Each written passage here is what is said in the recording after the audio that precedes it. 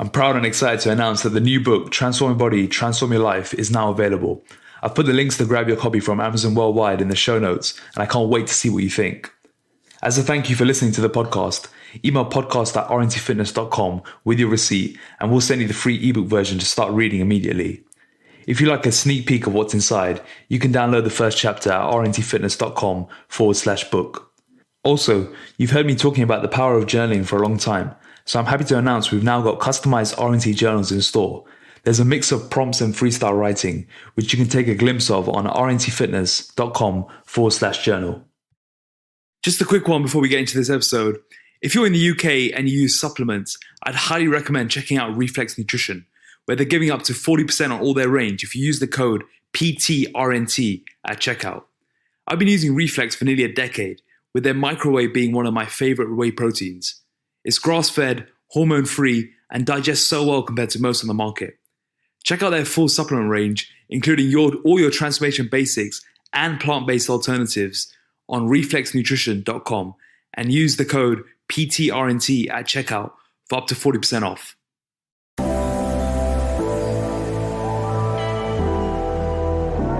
The final episode of 2020, and this one is a big one for my fourth solo episode, where I cover my top 10 learnings throughout the year.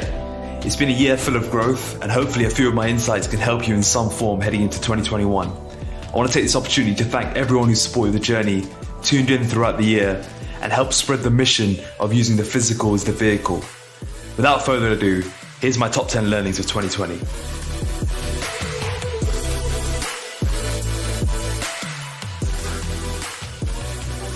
So, where to start? I had difficulty putting this one together. I was sitting in my hotel room in Lanzarote recently in the middle of December with a blank page in my journal, and I had nothing to write down for a good half hour. So I decided to read over my entries at different points in the year, and then it all came rushing back, and I wrote down about 50 things, which I've condensed into 10 deep dives instead of the usual 20. Which segues nicely into lesson one of my top 10 from 2020, which is the power of a journal. In the back of the RNT journal I created, there's 12 prompts. Part of prompt 10 is the following. There's a lesson in a win, an opportunity, or a success. There's a lesson in a loss, a failure, or a weakness. No regrets, only lessons. What are yours? Be rigorous. Analyze, look inside. You're on the path to self-mastery. I like this because it brings together all of what 2020 has been for me. Lessons through wins, opportunities, successes, and more lessons in losses, failures, and weaknesses. It's been easy to sit and ponder on the latter only and throw myself into long periods of regret, questioning myself and my being. And I know it's part of the roller coaster of life. The journal has been a huge friend to me. It's been my anchor in the day. It's the 5 minutes I spend my time in before anything else, and an opportunity to brain dump all of the above emotions. It essentially serves as a reset for me. And we all need these outlets to anxieties, insecurities, and thoughts.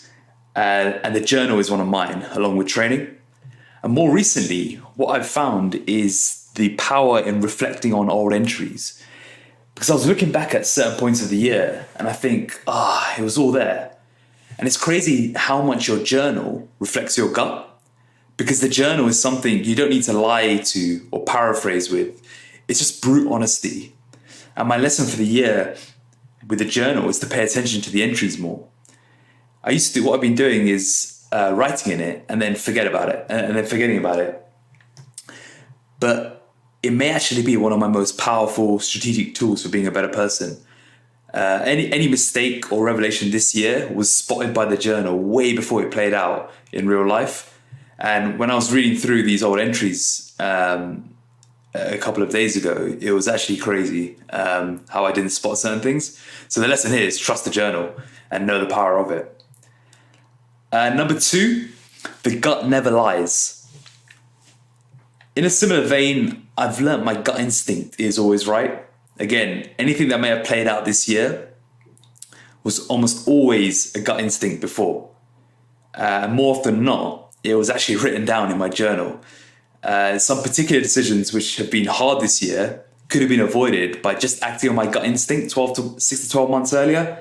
I was reading one entry from my journal the morning before penning these thoughts down that would have stopped the whole cascade of events if I just paid attention to my gut instinct. Because I've learned that the gut is an unfiltered, unadulterated thinking mechanism that we all have. And all I need to do more of now is pay attention to it.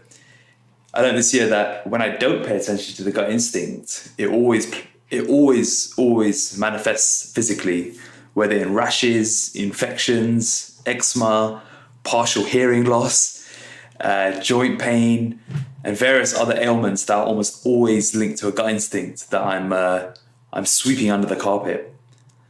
And that carpet is something that I've had to pull off more times than not, to many people's dismay. But that's okay, because from that comes growth and progression. The problem I learned with the carpet is that the longer it stays the longer that problem stays under, the more the manifestations become alive, the ones that I described just now. In fact, I can remember one instance in the summer where I had a rash on my arm, which wouldn't go no matter what I tried. I was using steroid creams, I was trying different oils and ailments and all sorts of things. And then I had one hard conversation to pull the carpet under someone, and it literally disappeared the next day. I kid you not, literally, I woke up, looked at my arm, and the rash I had completely disappeared. So, yeah, pay attention to the gut instinct. Number 3, the entrepreneurial roller coaster. So I'm not sure why entrepreneurship is glamorized in the way it is in the media. It's sold as a lifestyle of glitz and glamour. So I've often wondered if I'm missing something. Turns out I'm not. Not if you're doing it properly. So entrepreneurship is a wonderful thing. I see it as an opportunity to bring together like-minded people on a collective strive to make a difference in the world. The opportunity to create a genuine impact in a specific tribe is what it's all about. However, with that comes a lot of pain. I was recently watching an Elon Musk interview where he said, in similar words, creating a company is a very difficult thing. A friend of mine has a saying: starting a company is like eating glass and staring into the abyss. After a while, you stop staring, but the glass chewing never ends. And I couldn't agree with the statement more. I've been running a company for over 3.5 years now, and I can safely say that the glass chewing only gets worse. You face bigger problems, harder conversations, and greater anxieties the more you delve into it. The ironic thing is, the first 6 to 12 months, personally speaking, was the exact opposite. It was a fun lifestyle you see popularized, and I was living it. But then a reality kicks in, because the honeymoon period always ends. And you have to ask yourself a question. Do you want to build something that actually lasts and is bigger than yourself? And if so, get ready for the ride. I learned about a year in that I didn't want the easy lifestyle. I was more than happy to sign up for the roller coaster of pain, partly because I'm wired like that, and I've spoken about this in the past, but also because I have a bigger mission to fulfill. And I think if you want to create a bigger impact, you almost have no choice but to sign up for the ride.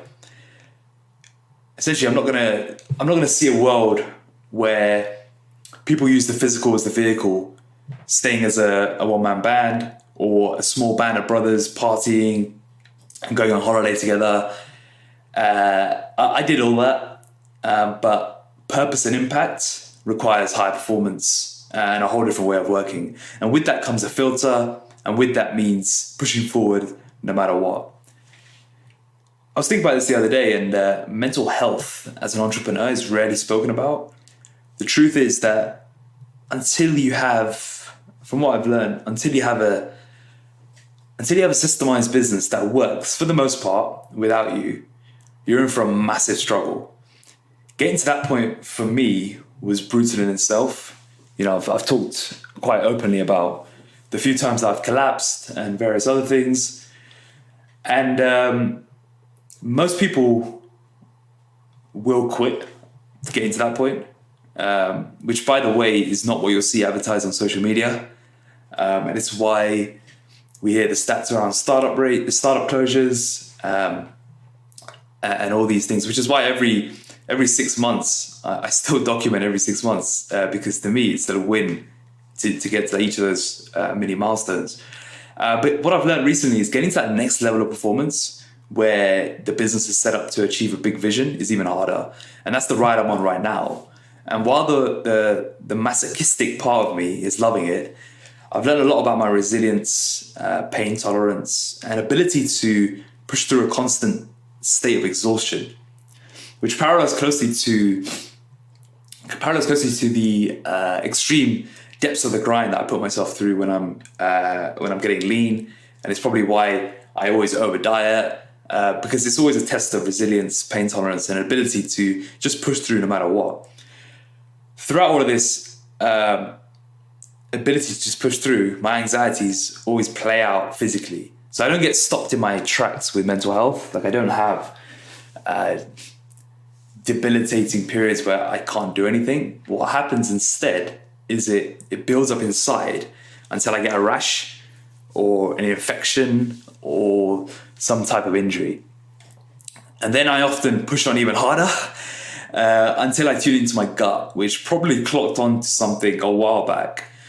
Realize the carpet that needs pulling, and then pull the plaster. And then that cycle just repeats itself. I wish this side of the game was shown more. The constant day-to-day isn't sexy, but it's the reality that playing in this field will bring.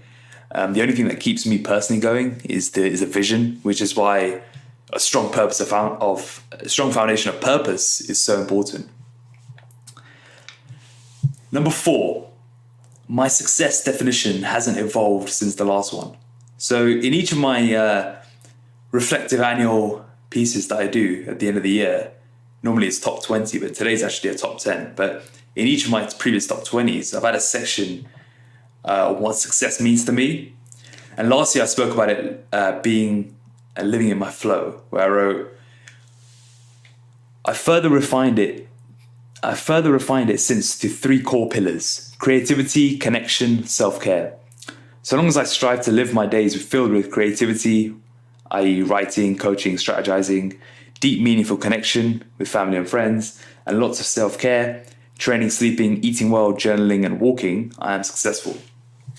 That's what I wrote last year, and I've not evolved this definition, only tightened it further this year. I've really noticed a difference in my mood and days when I'm nailing these 3, creativity, connection, self-care. And a day with lots of deep thinking, great conversation, and hard physical training feels amazing. And you get into that period where time just stands still when that happens, and it's an absolute trance. In fact, when I was writing the article that accompanies this podcast, and even just recording this podcast itself, I'm in like an elevated state of consciousness, which is what to me flow is all about. When I was writing it, I could feel like the words were mangling together. I was an hour into writing, and I was already 1,500 words in. And getting into that flow state is the most amazing feeling. And when you're in it, you just don't want to leave. And attempting to set my days up with as much flow state is the key to my feelings of success. That's why I've always loved training, and I train even if I'd never make any progress in any form. And it's because of those deep, dark sets where everything just stands still and there's just nothing.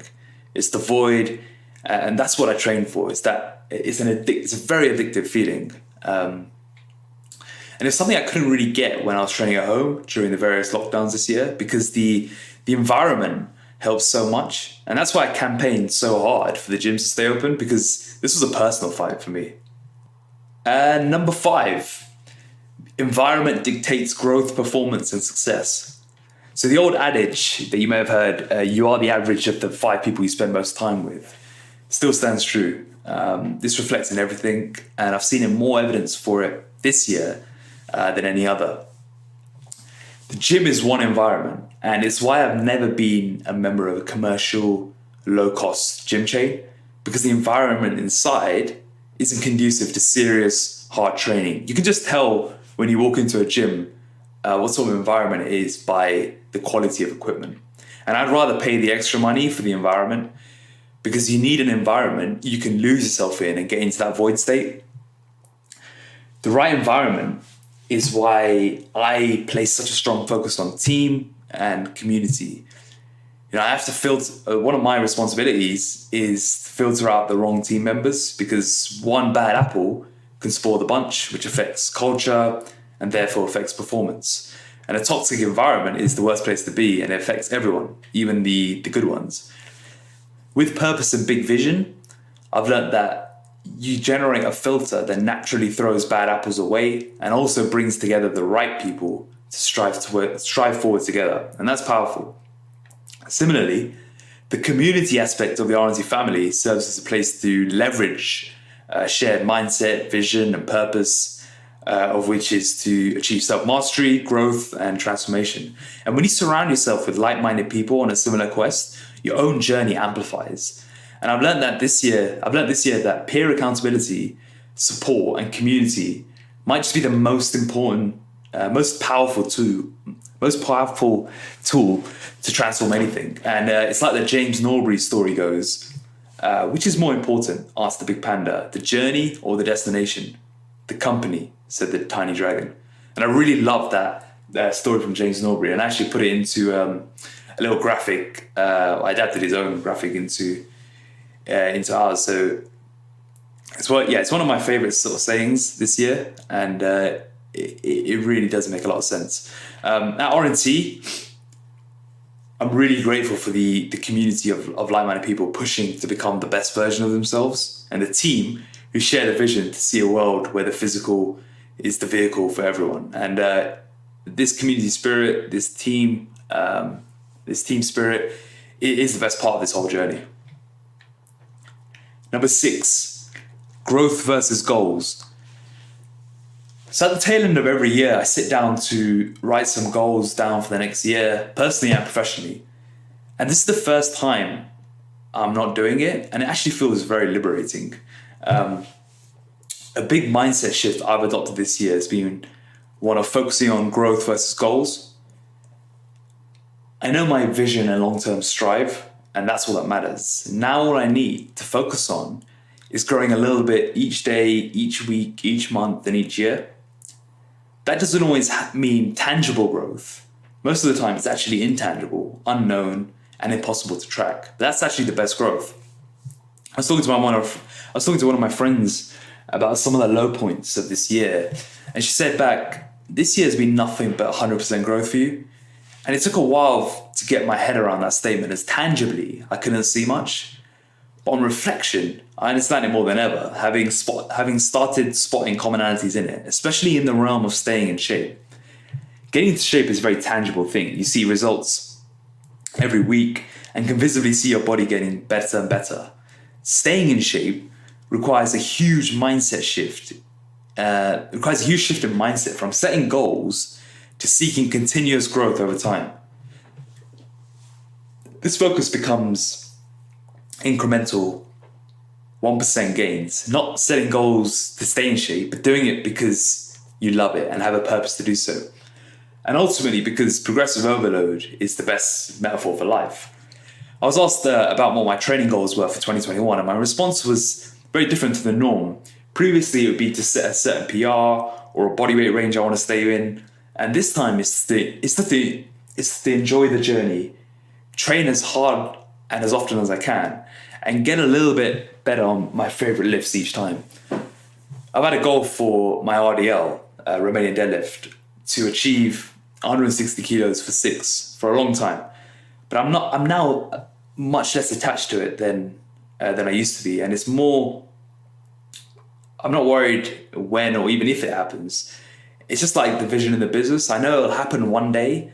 It's just now a strive to doing the small things daily a little bit better to get there. This year's growth has been multifaceted. I spent a lot of time thinking about why I do what I do, my deep frustrations with the industry and how I want to change it, and what I truly want to strive towards. And it's now crystallized. And in the first half of 2021, I will reveal this in depth. In fact, everything about what we do will transform the way of working, our delivery, and our communications. It'll be a total level up and something the industry has not seen before. I'm super pumped for this, and I'm going to keep it under wraps for now. But in the first half of 2021, more will be revealed and seen across the board. Number 7, it's a dire industry we're in. The fitness industry is a rogue place to be in. I've always had a lot of frustration with it, but this year it's amplified to another level. I think there's a difference to how you view it when you're in it as a client, in it as a fitness professional, and in it as an employer. Each one just adds to the other. And when you have a team of 10 to 20 people, you start to see everything this industry is about from a multitude of angles. There's so many issues with it, and I wrote and recorded a raw and honest piece on it, which was a bonus episode released on the 19th of December. So if you haven't listened to that, go check it out. It's only 5 minutes long. It's a little mini-sode that I recorded. And right now, there's a serious need for accountability, education, ethics, a quality standard, and a barrier to entry. Accountability is arguably the most important here because it umbrellas over the rest. In a team environment like ours, it's there in spades. The problem is those who don't like accountability struggle and go. And then you're left with a one-man band scenario where you're operating with no accountability and no client will know the wiser. And that's a dangerous place to be, especially when you combine it with the lack of ethics and the profit over purpose mentality, which is where the vast majority of the industry is falling under at the moment. There's a money at all costs mentality coupled with a vast array of growing fitness business coaches who sell the dream to these vulnerable trainers, and it's just compounding the issue. And the genuine educators of this industry are up against it because we will work to eradicate this problem in the next decade because purpose always prevails. And after all, this industry is one that's supposed to be focused on transforming lives. And that's something where in the past couple of years, especially I'd say this year, it's starting to get a little bit, it's starting to be forgotten as to why this industry is there in the first place. I've also learned this year that the vast majority of these fitness business coaches are actually either failed fitness coaches or worse yet, people who've never actually run a proper business. And what's crazy is their first proper business is often a business teaching other people about business. And the irony is hilarious. And these people will all be weeded out. And me speaking about it on a podcast here, I have no problem around creating awareness around it. And I know a lot of fellow professionals in the industry are growing increasingly frustrated with these new so-called fitness business coaches, which, in my opinion, are adding to the problem that we're facing at the moment because it's selling people on a dream. It's selling people. It's selling people on a dream. It's selling to vulnerable trainers, and it's not instilling the right mentality that we need of education, of accountability, of ethics, a quality standard, and really leveling up the barrier to entry. Number 8, everyone has a book in them. This year was a special year where I published my first book. It fulfilled a 10-year dream for me, and one which consolidated a feeling I've had for a while, that everyone has a book in them. There's nothing like writing to properly express your thoughts, clarify your thinking, and put an idea out in the world. Don't get me wrong, it's hard work, it's brutal, and it will ask a lot of you, but it's totally worth it. If anyone takes anything away from this episode, it's this: go write a book. Make 2021 the year you publish a book. There's no barrier to entry now either, and this time it's actually a good thing because you can publish on Kindle with no expensive publication costs, and you can ship something creative that's yours. Earlier this year, I encouraged one of my team, Pooja, to do it. I gifted her a writing workshop where the goal was simple: write daily for 180 days, and at the end you'll have a book. There was some accountability attached with her peers, and all she had to do was write a few hundred words a day. The result? She published a book on Kindle on the 21st of December, just last week, with her first book, The Hill. Go check it out on Amazon, grab yourself a copy. The beauty of publishing your own book is there are no rules. The beauty of writing is you get to write them yourself in a style that's authentic to you. And when I wrote my book, I always called it the first book. I kind of see it like body composition. Getting into shape is one thing. Staying in shape is a different ballgame. Writing one book is great. Writing two solidifies yourself as an author, which is why everyone should write their first so they can write their second. And this month, I just penned down the skeleton for my second book, and I can't wait to start it in Q1 of 2021. I've yet to say a release date for it, but it's looking like September time potentially. Let's see. Looking forward to diving into that one. Number 9, missing traveling. So after clocking 10 trips in 10 months in 2019, I was exhausted. I loved it, but I was ready for a nice long stint at home. Little did I know that would mean only 2 trips in the next 14 months. One to Turkey in March and the Lanzarote trip recently. This year I've learnt the value of travelling and time off. And while I've always worked from home, lockdown blurred the boundaries more than ever. Because with limited social plans, less time outside, and all the various restrictions meant I just spent more time inside and working. And I can only imagine for those who've gone from offices to home working, it's even worse. Previously, my proper time to recharge was when I go away. And while I'd often still work, I could get out of the day-to-day and have genuine time and space to think. And there's something about going abroad that I find impossible to replicate at home. And I have no idea how people have holidays where they're just staying at home. Because I've really missed traveling, and I hope to get away more often in 2021. In fact, I've heard stories of people who usually take the full 25 days off per year. But this year I've only managed to take 3 to 5. And I think a lot of people are very burnt out at the moment. And the lockdown restrictions have played a huge part in this. I'm not sure what exactly the long-term plans for lockdown are, but each one they layer on. Right now in London, for example, we're in tier 4, which was up till a week ago not heard of, and now suddenly a new tier was added. But each one is going to tax our country's mental, social, emotional, and economic health more and more.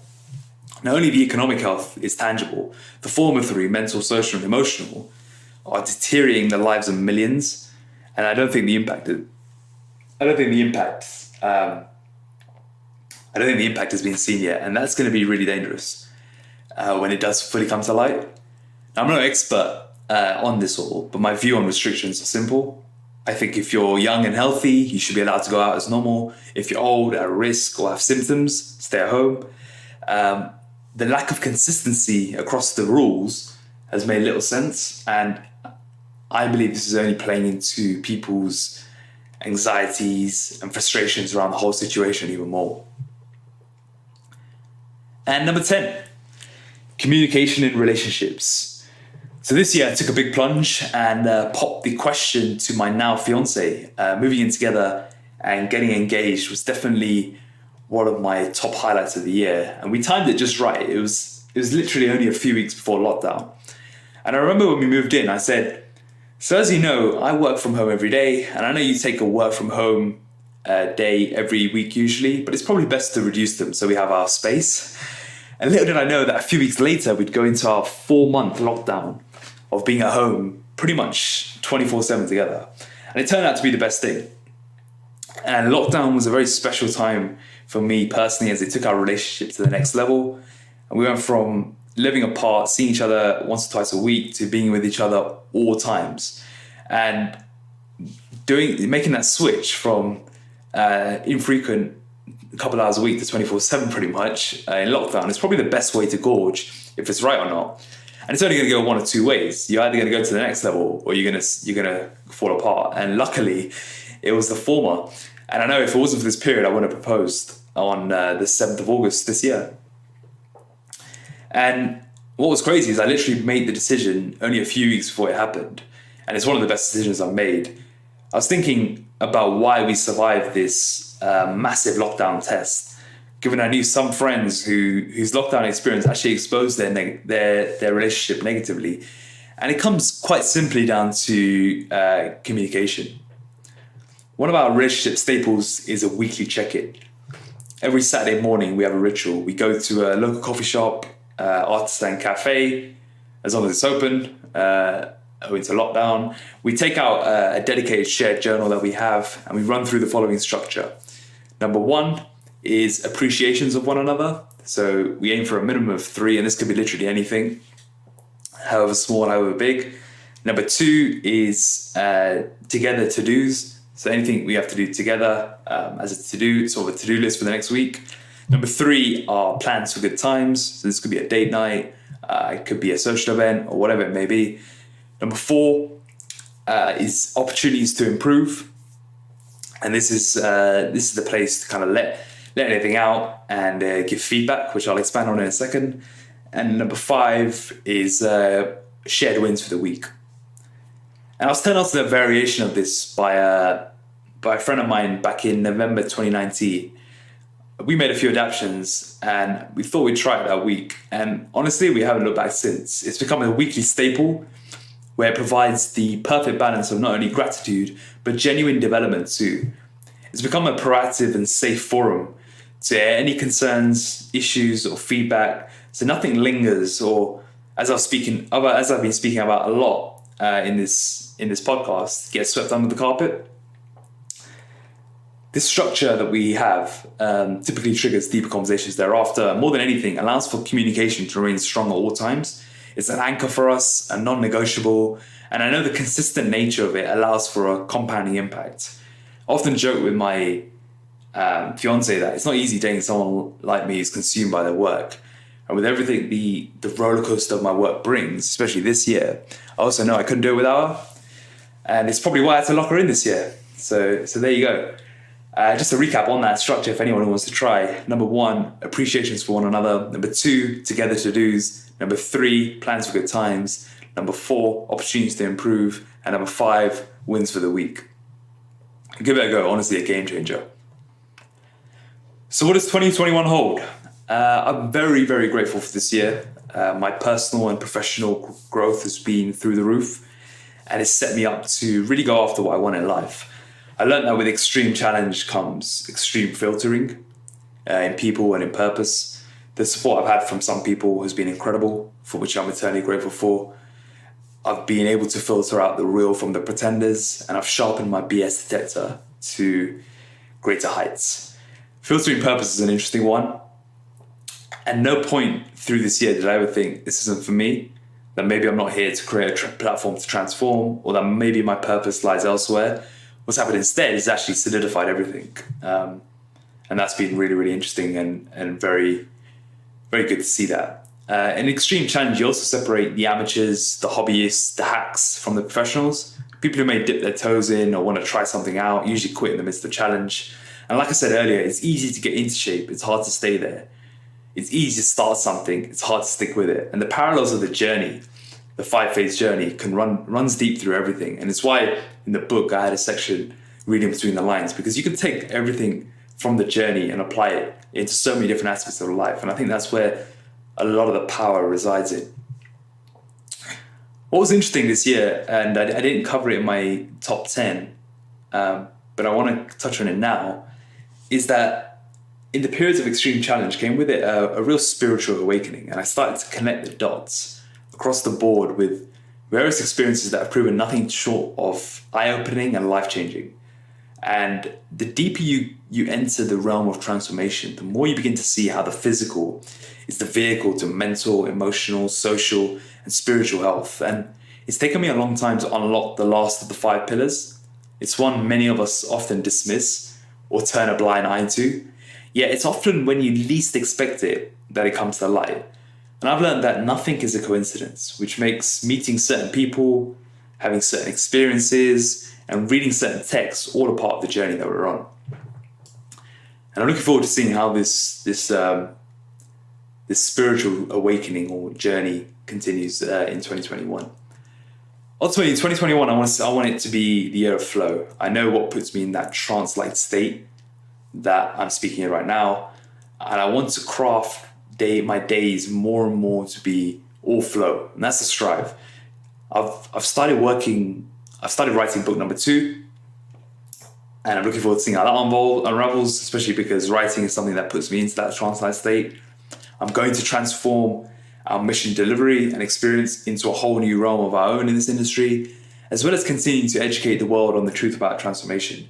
You'll see in our new Authentic AF series that we've been running as a team, and part of this reason is to start educating on the truth of transformation, because there's so many myths out there, there's so much BS out there, and part of our responsibility as a company is to dispel a lot of this and really shed the light on the hard work that goes behind transformation, because transformation is not easy. Transformation requires a lot of hard work, a lot of introspection, and ultimately combined action that enables it to occur. On a personal level, hopefully COVID-19 allows my wedding to take place. It's penned for July, but let's see what happens. And for the boys, I hope our stag plans aren't interrupted.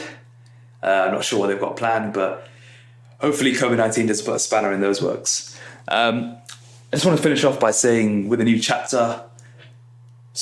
year comes a new chapter to write. And I want to thank all of you for being a part of this journey. It's an absolute pleasure talking on the podcast, writing on the blog, and sharing the journey with all of you. And I look forward to growing together in 2021. Hope you have an amazing new year, and I'll catch you on the other side. Thank you so much for being here today on this episode of R&T Fitness Radio. I'd love for you to do a quick little favor for us. Please head over to iTunes and give us a 5-star rating, leave a comment, and share it with your family and friends. If you're interested in learning more about how to transform your body and positively change your life, go to www.rntfitness.com and explore all our free content on offer. Thank you.